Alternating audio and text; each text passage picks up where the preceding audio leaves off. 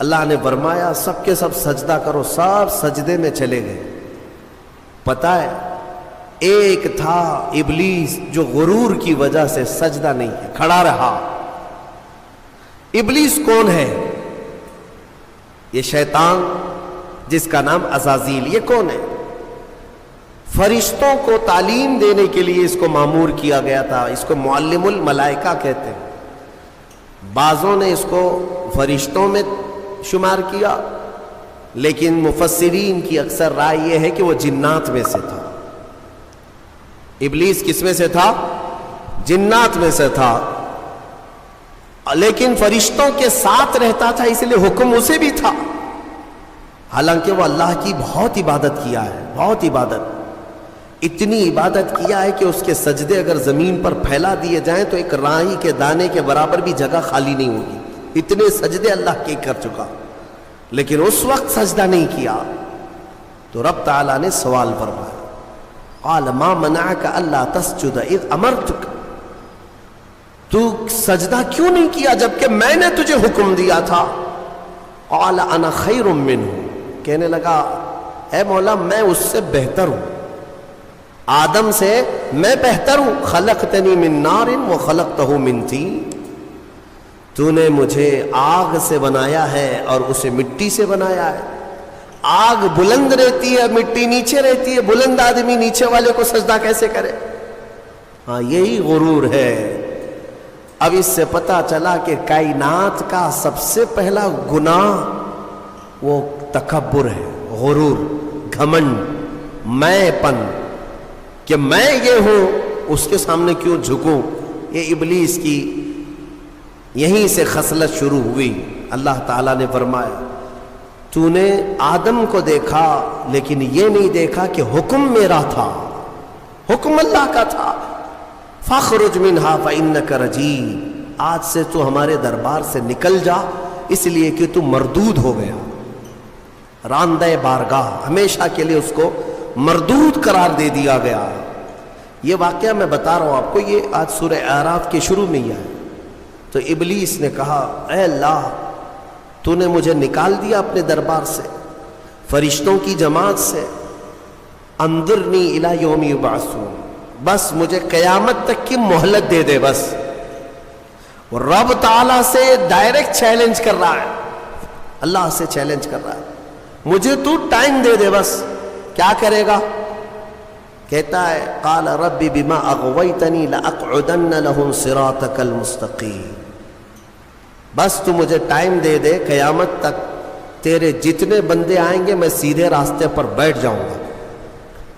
ثم لآتینہم من بین ایدیہم ومن خلفہم وعن ایمانہم وعن شمائلہم ولا تجد اکثرہم شاکرین، کہتا ہے میں تیرے سیدھے راستے پر بیٹھوں گا، جو بھی اس راستے سے گزرے گا، کبھی میں اس کے سامنے سے آؤں گا، کبھی پیچھے سے، کبھی دائیں سے، کبھی بائیں سے، کسی نہ کسی طرح اس کو اس راستے سے میں ہٹا دوں گا۔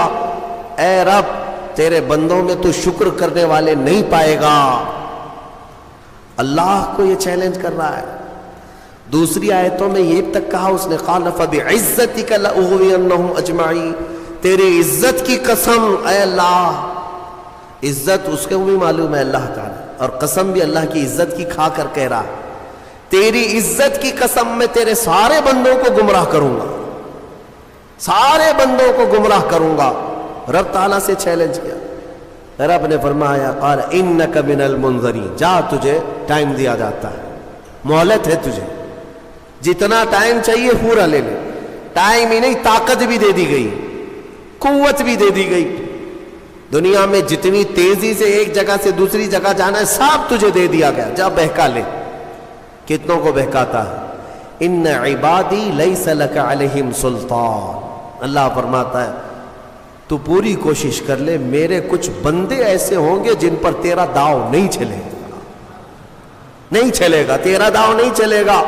رب تعالیٰ نے بھی فرمایا تو پوری کوشش کر لے لیکن تیرا داؤ میرے کچھ بندوں پر نہیں چلے گا۔ وہ کون سے بندے ہیں؟ ان بندوں کے بارے میں ابلیس بھی مان گیا، شیطان بھی مانا، کہنے لگا ہاں ہاں ہے تیرے کچھ بندے۔ وہ کون ہے؟ الا عبادک منہم المخلصین، یہ وہ بندے، ہاں مولا تیرے کچھ بندے ایسے ہوں گے جن پر میرا داؤ نہیں چلے گا۔ وہ کون ہے؟ وہ بندوں کی جماعت کو مخلصین کی جماعت کہا جاتا ہے، کہ وہ اگر عبادت کرتے ہیں تو نہ ادھر دیکھتے نہ ادھر دیکھتے ہیں، وہ خالص تیری رضا کے لیے کرتے ہیں۔ تو جو لوگ دنیا میں صرف اور صرف اللہ کی رضا کے لیے نیک کام کرتے ہیں، یقین کے ساتھ میں کہتا ہوں ان پر شیطان کا داؤ بھی نہیں چلے گا، شیطان ان لوگوں کو نہیں گمراہ کرے گا۔ مخلصین کی جماعت، مخلصین کون ہے میرے عزیزوں؟ دکھاوے کے لیے کرنے والے مخلصین نہیں، اپنے رب کی رضا کے لیے۔ یہاں پر ایک روایت ملتی ہے، قیامت کے دن جنتیوں کا جب انصاف ہو جائے گا نا، پورے جنتی ایک طرف ہوں گے، ان جنتیوں میں بھی 3 کیٹیگری ہیں، جنتیوں میں بھی 3 جماعتیں ہیں۔ ایک جماعت اللہ نے ان سے فرمایا کہ اے بندو تمہاری بخشش ہو گئی، تمہارے لیے جنت کا پروانہ ملا، تم جنت جا رہے ہو، یہ بتاؤ تم جنتی عمل کیوں کرتے تھے دنیا میں؟ تم نیک کام کیوں کرتے تھے؟ آج جنت تمہارے لیے ہو گئی نا، پاس ہو گئے، پاس ہونے کے بعد پوچھا جا رہا ہے۔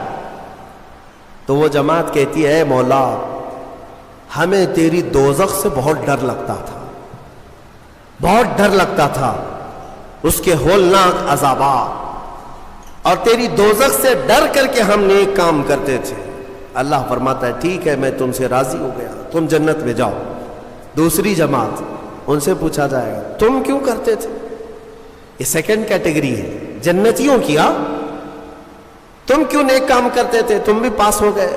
وہ کہیں گے مولا قرآن میں اور حدیث میں تیرے رسول سے ہم نے جنت کی اتنی نعمتوں کا ذکر سنا تھا، وہاں کے محلات، وہاں کی خوشبوئیں، وہاں کی حوریں، وہاں کے غلمان، تو شوق تھا کہ جنت میں جائیں، اس لیے نیک کام کرتے تھے، تیری جنت کی خواہش نے ہم سے نیک کام کروائے۔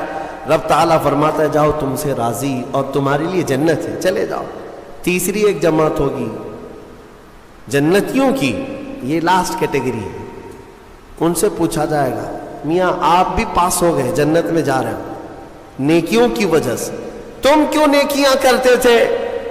وہ کہیں گے کہ مولا ہم نہ جنت کے لیے کرتے تھے نہ دوزخ کے لیے، ہم تو خالص تیری رضا کے لیے کرتے تھے، تو راضی ہو جا، بس ہمارا مقصد اتنا تھا۔ تو رب تعالیٰ فرمائے گا جاؤ میں تم سے راضی ہو گیا اور جنت میں جاؤ۔ وہ جماعت کھڑی ہو جائے گی، نہیں جنت میں نہیں جانا ہے، اگر جنت میں جائیں گے تو پھر بدلہ ہو جائے گا، معاوضے کے طور پر ہو جائے گا، پھر ہم کو اندر جانے کے بعد دوسرے لوگ تانا ماریں گے تم بھی جنت کے لیے کرتے تھے، وہاں بولے کچھ اور ہو، ہم نہیں جائیں گے جنت میں۔ رب تعالیٰ پھر دوبارہ فرمائے گا کہ اے مومنوں میں تم سب سے راضی ہوں، تم میری رضا کے لیے کر رہے تھے، میں راضی ہوا، جاؤ جنت میں۔ وہ کہیں گے مولا نہیں، جنت میں جائیں گے تو پھر یہ مسئلہ آ جائے گا کہ تم جنت کے لیے کیا کرتے تھے، ہم تو تیری رضا کے لیے کرتے تھے۔ یہاں تک کہ روایت میں فرمایا گیا فرشتوں کو حکم ہوگا کہ ان کو بیڑیاں پہنا اور کھینچ کے جنت میں لے جاؤ۔ یہ مخلصین کی جماعت تھی، یہ لالچ میں عبادت نہیں کیے اور نہ ہی ڈر کر کے کیے، یہ خالص اللہ کی رضا کے لیے۔ اور اسی جماعت کے بارے میں شیطان بھی کہتا ہے ان پر میرا داؤ نہیں چل سکے گا، ان پر میرا حربہ نہیں چل سکے گا۔ اس لیے میں مومنوں سے گزارش یہ کرتا ہوں کہ اعمال میں اخلاص پیدا کرو، اخلاص صرف اور صرف اللہ کے لیے، نہ کسی کو ڈر کر، نہ کسی کے لیے، عبادتیں نہیں، اللہ کے لیے۔ تم اپنی آخرت کو سوچو۔ میں ایک بزرگ کے متعلق پڑھا تھا، 30 سال تک انہوں نے پہلی صف میں نماز ادا کی جماعت کے ساتھ، ایک نماز بھی نہیں چھوٹی، تکبیر اولا بھی نہیں چھوٹی، 30 سال تک۔ توجہ چاہتا ہوں، 30 سال تک ایک نماز میں ایک جماعت نہیں چھوٹی اور پہلی تکبیر بھی نہیں چھوٹی، پہلی صف میں کھڑے رہتے تھے۔ 30 سال کے بعد ایک دن مغرب میں آئے تو ایک رکعت ہو گئی، 30 سال کے بعد ایسا موقع آیا، پیچھے رہ گئے۔ تو پھر جب آئے دیکھا کہ صفیں تو لگ گئی ہیں، پیچھے جگہ مل رہی تھی، تو انہوں نے شرم کے مارے، ڈر کے مارے، سب لوگ کیا کہیں گے، ابھی 30 سال سے جس کی جگہ پکی ہے آج تو ہے نہیں، چھوٹ گیا پیچھے، تو پیچھے سے ہی گھر چلے گئے، گھر میں جا کر نماز پڑھ لی۔ عشاء میں اس ڈر سے نہیں آئے کہ سب لوگ سوال کریں گے مغرب میں کہاں تھے۔ تو اس زمانے میں ایک بڑے بزرگ تھے، انہوں نے پوچھ لیا کہ فلاں صاحب جو رہتے تھے پہلی صف میں، جن کا ریکارڈ تھا 30 سال کا، وہ کہاں ہے؟ کہا کہ حضور پتہ نہیں، مغرب میں بھی نہیں آئے، عشاء میں بھی نہیں آئے۔ کہا کہ چلو دیکھ لیتے ہیں، کہیں بیمار تو نہیں ہو گئے، کچھ تو ہوا نہیں تکلیف۔ گئے تو گھر میں بیٹھے ہوئے تھے، پوچھا کہ کیا بات ہے، مغرب میں بھی نہیں، عشاء میں بھی نہیں؟ کہا مغرب میں آیا تھا لیکن 1 رکعت ہو گئی تھی، میں شرم کے مارے پہلی صف میں نہیں آیا، پہلی صف میں جگہ نہیں مل رہی تھی، شرم کے مارے میں پیچھے نہیں کھڑا ہوا کہ لوگ کیا کہیں گے، میں واپس گھر میں آ کر نماز پڑھ لیا۔ اس بزرگ نے ان سے کہا جو 30 سال کی عبادت کر چکے تھے، کہا کہ اے بندے، جا پچھلے 30 سال کی نمازوں کو پھر سے ریپیٹ کر لے، دوہرا لے، اس لیے کہ جو تو نے نمازیں پڑھی وہ صرف اسی نیت سے پڑھی کہ لوگ کیا کہیں گے، لوگ کیا کہیں گے، تجھے اس بات کا خیال نہیں ہے کہ تو عبادت اللہ کے لیے کرتا ہے، جا پچھلے 30 سال کی نمازیں اعادہ کر لے، پھر سے پلٹا لے۔ عزیزان گرامی، اخلاص ایک بڑی دولت ہے، اللہ تعالیٰ اپنے مخصوص بندوں کو عطا کرتا ہے۔ بات میں یہاں پر سمیٹتا ہوں کہ ابلیس لعین آدم علیہ السلام کو سجدہ نہ کیا، غرور اور گھمنڈ میں اللہ تبارک و تعالیٰ سے چیلنج کر کے نکلا، اسے اللہ نے ٹائم دیا، وقت دیا قیامت تک کا، اور وہ بہکاتا گھوم رہا ہے ابھی بھی۔ ہاں بس رمضان میں قید ہوا ہے، رمضان میں شیاطین کو قید کیا گیا، یہ حدیث پاک سے ثابت ہے۔ ابھی تو ہے نہیں، ہماری محفل میں بھی نہیں ہے، اور ابھی رمضان میں کہیں ہے نہیں، لیکن پھر بھی کچھ لوگ ابھی بھی روزہ چھوڑتے ہیں۔ یہ کون سے شیطان ہیں؟ نماز میں نہیں آتے، پھر یہ کون ہے؟ ان کو کون سلاتا ہے؟ ان کو کون؟ شیطان کا کوئی خلیفہ ہے؟ شیطان کسی کو اپنی ڈیوٹی دے کر کے گیا ہے؟ یہاں پر نفس امارہ ہے، وہ ہر ایک کے اندر ہے، انشاءاللہ پھر آگے کبھی میں عرض کروں گا، وہ ہر انسان کے پاس ہے۔ جس نفس نے شیطان کو بھی گمراہ کیا تھا وہ نفس تو ہمارے پاس ہے۔ نفس ایک بہت ہی خطرناک چیز ہے، اسی سے لڑنے کو میرے آقا نے جہاد اکبر کہا۔ جو اپنے نفس کے خلاف لڑائی کرے گا وہ جہاد اکبر ہے، بڑا جہاد ہے۔ تو بہرحال آدم علیہ الصلاۃ والتسلیم کی پیدائش ہوئی اور آپ کو وہاں سے جنت میں رکھا گیا۔ اب یہاں پر کچھ باتیں مجھے عرض کرنی ہے، وہ یہی ہے کہ آدم علیہ السلام کو جب ساری چیزوں کے نام بتائے گئے اور سب کچھ علم دیا گیا اور پھر جنت میں رکھا گیا، جنت کیسی ہے؟ وہاں کسی چیز کی کمی ہے؟ کوئی چیز کی کمی نہیں، ساری نعمتیں ہیں، لیکن اس کے باوجود آدم علیہ السلام کو کچھ بے قراری تھی۔ کیوں؟ اس لیے کہ انسان جو ہے تنہا نہیں رہتا، انسان کو کوئی دوسرا انسان چاہیے۔ انس سے بنا ہے انسان، انس کہتے ہیں محبت کو، اس کے فطرت میں ہے، یہ کھچاؤ، دوسرے کے ساتھ اس کا کھچاؤ ہے، لگاؤ ہے، دوست بناتا ہی ہے، اکیلا نہیں رہے گا انسان۔ تو آدم علیہ السلام کو جو یہ بے قراری تھی وہ تنہا ہونے کی، پھر ایک دن اللہ رب العزت نے ان کی بائیں پسلی سے کچھ حصہ نکالا اور اس سے ایک عورت کو بنایا گیا، وہ حضرت حوا تھی۔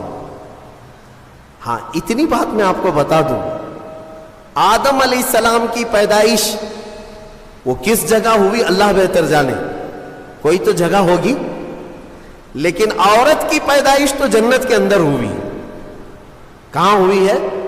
جنت کے اندر ہوئی ہے۔ ہاں جنت میں پیدا ہوئی ہے عورت، یہ اس کا مقام ہے، اور یہ جنتی چیز ہے۔ اللہ تبارک و تعالیٰ نے اس میں جو خوبصورتی رکھی ہے عورت کے اندر، وہ جنت کی کشش ہے۔ جب حضرت آدم علیہ السلام حضرت حوا کو دیکھتے ہیں، آپ کو پتہ ہے حضرت حوا دنیا کی سب سے خوبصورت عورتوں میں سے ایک ہے، سب سے خوبصورت تھی۔ آدم علیہ السلام ان کی طرف ہاتھ بڑھانے لگے۔ رب تعالیٰ کا حکم ہوا، آدم تمہارے لیے حلال نہیں، تم اس کا مہر ادا کرو، مہر ادا کرو۔ مہر دینا یہ جنتی قانون ہے، آج بھی ہمارے نکاح میں مہر رکھا جاتا ہے۔ آدم علیہ السلام نے عرض کیا کہ مولا میں یہاں کس چیز کا مالک ہوں، کیا چیز مہر میں دوں؟ رب تبارک و تعالیٰ نے فرمایا آدم تمہاری اولاد میں اخیر زمانے میں میرا ایک محبوب نبی پیدا ہوگا جس کو آسمانوں میں احمد، زمینوں میں محمد کہا جائے گا۔ آدم تم اس پر 20 بار درود بھیجو، یہ حوا کا مہر ہو جائے گا۔ شیخ عبدالحق محدث دہلوی رحمۃ اللہ علیہ نے بھی اس کو لکھا ہے، آپ اندازہ کرو ہماری ماں کا مہر درود پاک ہے۔ ہماری ماں ہمارے باپ کے لیے حلال ہوئی تو درود کے صدقے میں حلال ہوئی، اور جس کو درود سے چھڑ ہے اسے سوچنا چاہیے کہ حلال ہونے کا طریقہ آدم علیہ السلام کے لیے حضرت حوا درود رکھا گیا۔ درود کے منکر تو کہاں جائے گا کہ اپنے ماں باپ کے بارے میں شک کرے گا؟ آدم علیہ السلام اس کے بعد حضرت بی بی حوا کو چھوتے ہیں، دونوں مزے سے رہ رہے تھے۔ قرآن میں اللہ فرماتا یا آدم اسکن انت وزوجک الجنت فکلا منہا حیث شئتما۔ رب فرماتا ہے تم اور تمہاری بیوی جنت میں رہو، جو چاہے کھاتے رہو، جہاں سے من کرے کھاؤ جنت میں، جنت میں گھومتے رہو پھرتے رہو، ساری چیزیں تمہارے لیے اب حلال ہیں۔ لیکن رب نے فرمایا تھا وَلَا تَقْرَبَ هَٰذِهِ الشَّجَرَةَ، ایک درخت ہے اس کے قریب مت جانا، ایک درخت ہے اس کے قریب مت جانا۔ اللہ کی طرف سے منع تھا، وہ درخت کے قریب جانے کی ممانعت آئی تھی تو ہوا کیا؟ ابلیس لعین جو بارگاہ سے مردود ہو گیا تھا، اب اس کی ڈیوٹی ہو گئی تھی کہ آدم علیہ السلام کو بہکائیں یا پھر ان کی ذریت کے خلاف کچھ نہ کچھ سازشیں کرتے رہے، اس کی ڈیوٹی ہو گئی تھی۔ اس وقت تک وہ فرشتوں میں بھی جاتا آتا تھا، جنت کے دروازے تک بھی پہنچتا تھا۔ روایات یہ بتاتی ہیں کہ ایک دن جنت کے قریب وہ گیا، آدم علیہ السلام اور حضرت حوا کو بلایا، کہا کہ تمہیں پتہ ہے اس درخت کے قریب جانے سے کیوں منع کیا گیا ہے؟ آدم علیہ السلام نے پوچھا کیا بات ہے؟ کہا اس درخت میں ایک پھل ہے، اگر تم کھا لو گے نا الا ان تکونا ملکین او تکونا من الخالدین، تم یا تو فرشتے بن جاؤ گے یا ہمیشہ جنتی بن جاؤ گے۔ ہاں اگر کھا لیے تو ہمیشہ کا ہو جائے گا، پکے ہو جاؤ گے، اس لیے تمہیں روکا گیا ہے، کھانے سے روکا گیا ہے کہ تم کنٹینیو نہ ہو جاؤ، یہاں پہ ہمیشہ کے نہ ہو جاؤ۔ آدم علیہ السلام اس کی باتوں میں نہیں آئے، لیکن اندر آنے کے بعد حضرت حوا بار بار کہنے لگی آدم علیہ السلام سے کہ ایک بار پھل کھا کے تو دیکھتے، کھا کر کے تو دیکھتے۔ حضرت آدم علیہ السلام نے منع کیا، رب تبارک و تعالیٰ نے قریب جانے سے منع کیا ہے، وَلَا تَقْرَبَ هَٰذِهِ الشَّجَرَةَ۔ اب یہاں پر شیطان نے ایک لاجک سکھائی، منطق، ہاں قریب جانے سے منع کیا نا، درخت کا پھل کھانے سے تھوڑی نہ منع کیا۔ تو حضرت بی بی حوا نے پھل توڑ کر کے آدم علیہ السلام کو بھی پیش کیا، خود بھی کھائی۔ جیسے ہی ان دونوں نے کھائے، قرآن میں اللہ فرماتا ہے دونوں کے کپڑے اتر گئے، لباس اتار لیا گیا، پورا کا پورا لباس اتار لیا گیا۔ جنت کے کچھ درختوں کے پتوں سے انہوں نے اپنا جسم چھپایا، پھر فوراً حکم آیا اللہ کا، قال اہبطوا، اتر جاؤ تم سب کے سب، تم سب اتر جاؤ جنت سے، زمین پر جاؤ، اس لیے کہ اللہ تعالیٰ نے جس چیز سے روکا تھا تم نے وہ کھا لیا۔ آدم علیہ السلام کو بھی اتارا گیا، بی بی حوا کو بھی اتارا گیا، جنت میں اور جنہوں نے ان کا تعاون کیا تھا سب کو اتارا گیا، زمین پر بھیج دیا گیا، اور پھر الگ الگ آدم علیہ السلام کو سرندیپ پہاڑ پر جو سری لنکا میں ہے آج، حضرت حوا کو جدہ میں سعودی عرب، اتنا لمبا فاصلہ، اور پوری بھری دنیا میں دو ہی لوگ ہیں اور ایک ادھر ایک ادھر۔ رب تبارک و تعالیٰ نے اتارا اور پھر یہ فرمایا ایک مدت تک تم کو زمین میں ٹھہرنا ہے اور پھر میری طرف لوٹ کر کے آنا ہے۔ آدم علیہ السلام اس بات پر روتے رہے، بہت روئے، تقریباً 350 سال روئے۔ سب سے زیادہ رونے والوں میں آدم علیہ السلام کا نام آتا ہے۔ پھر ایک دن ایسا ہوا کہ آدم علیہ السلام نے اللہ تعالیٰ کی بارگاہ میں یوں عرض کیا کہ جب میری آنکھ کھلی تھی، سب سے پہلے حضرت آدم علیہ السلام کی روح ڈالی گئی، آنکھ کھلی تھی تو سب سے پہلے آدم علیہ السلام کی نظر جس چیز پہ پڑی تھی وہ لا الہ الا اللہ محمد الرسول اللہ۔ اللہ تعالیٰ نے اپنے نام کے ساتھ ایک اور نام رکھا تھا۔ آدم علیہ السلام نے اللہ کی بارگاہ میں یوں عرض کیا کہ مولا، جس کا نام تو اپنے نام کے ساتھ آسمانوں میں رکھا، اس کے طفیل میری توبہ قبول فرما۔ فوراً رب تبارک و تعالیٰ نے جبرائیل امین کو بھیجا، جاؤ آدم کی توبہ قبول ہوئی، اسی لیے کہ محبوب کا وسیلہ لیا گیا۔ ہاں، اسی لیے ہمارے امام بریلی کے تاجدار فرماتے ہیں وہ جہنم میں گیا جو ان سے مستغنی ہوا، ہے خلیل اللہ کو حاجت رسول اللہ کی، ہے خلیل اللہ کو حاجت رسول اللہ کی، عرش حق ہے مسند رفعت رسول اللہ کی، دیکھنی ہے حشر میں عزت رسول اللہ کی۔ یہ اتنا ہی نہیں میرے عزیزوں، تمہیں کیا خبر، قیامت کے دن کے بارے میں بھی اعلیٰ حضرت فرماتے ہیں خلیل و نجی مسیح و صفی سبھی سے کہیں نہ بنی۔ قیامت کے دن یہ قوم کہاں جائے گی؟ سارے نبیوں کے پاس جائے گی، سب کیا کہیں گے؟ میرے علاوہ کسی اور کے پاس جاؤ۔ ہاں، حضور فرمائیں گے آؤ میں تمہاری شفاعت کے لیے ہوں۔ اس کو اعلیٰ حضرت فرماتے ہیں خلیل و نجی مسیح و صفی سبھی سے کہیں نہ بنی، یہ بے خبری کی خلق پھری کہاں سے کہاں تمہارے لیے۔ یا رسول اللہ، کہاں سے کہاں تمہارے لیے، دہن میں زباں تمہارے لیے، بدن میں ہے جان تمہارے لیے، ہم آئے یہاں تمہارے لیے، اٹھے بھی وہاں۔ الحمدللہ حضرت آدم علیہ السلام کی توبہ قبول ہوئی۔ اس کے بعد آپ کو حکم ہوا حج پہ جانے کا، آپ حج کے لیے آئے۔ کعبہ اس وقت موجود تھا، کعبہ اس وقت موجود تھا، فرشتوں کا تعمیر کیا ہوا تھا۔ آدم علیہ السلام سفر کر کے گئے حج کے لیے۔ یہاں سے ایک بات میں عرض کرتا ہوں، دنیا کا پہلا حج ہندوستان کی سرزمین سے ہوا۔ آدم علیہ السلام اسی زمین سے گئے، اور ہمارے لیے فخر کی بات یہ ہے کہ یہ ہندوستان ہمارے باپ کی زمین ہے۔ ہاں، آدم علیہ السلام باپ ہے کہ نہیں ہے؟ ہمارے باپ کی زمین ہے۔ الحمدللہ ہم اپنے باپ کی زمین پر قائم ہیں، ہاں، کسی کے باپ کی نہیں ہے۔ اور فخر سے رہو، خوشی سے رہو، اللہ تبارک و تعالیٰ نے زمین پر تمہیں قرار دیا۔ آدم علیہ السلام جب وہاں پہنچے تو عرفات کے میدان میں حضرت حوا سے ملاقات ہوئی۔ پھر اس کے بعد زندگی کی ابتدا ہوئی، اولاد شروع ہوئی آدم علیہ السلام کی، پھر نسل انسانی کا ایک بہت بڑا سلسلہ شروع ہوا، اور اسی نسل انسانی کی برکت ہے کہ ہم اور آپ زمین پر آج موجود ہیں، اسی آدم علیہ السلام کی نسل سے۔ ایک اور بات خاص طور پر عرض کرنا ہے، وہ یہ ہے کہ آدم علیہ السلام کہاں سے اتارے گئے تھے؟ میں نے ابھی آپ کے سامنے عرض کیا، کہاں سے اتارے گئے تھے؟ جنت سے اتارے گئے تھے، جنت سے اتارے گئے، اور جہاں سے آئے ہیں وہیں پر جانا چاہیے۔ اسی لیے کہا گیا انسان کو کہ تیرا اصلی وطن جنت ہے۔ تیرا اصلی وطن کیا ہے؟ جنت ہے۔ بچہ جب ماں کے پیٹ سے پیدا ہو کر کے دنیا میں آتا ہے تو روتا آتا ہے نا، دیکھا ہے نا آپ نے، روتے ہوئے آتا ہے۔ کیوں روتے ہوئے آتا ہے؟ بزرگوں نے فرمایا، خود میرے مرشد گرامی حضور تاج الشریعہ رحمۃ اللہ تعالی تشریح فرماتے تھے کہ بچہ روتا ہوا اس لیے آتا ہے کہ اس کا اصلی وطن چھوٹ گیا۔ کون سا؟ جنت میں تھی، ہماری روحیں آنے سے پہلے کہاں تھی؟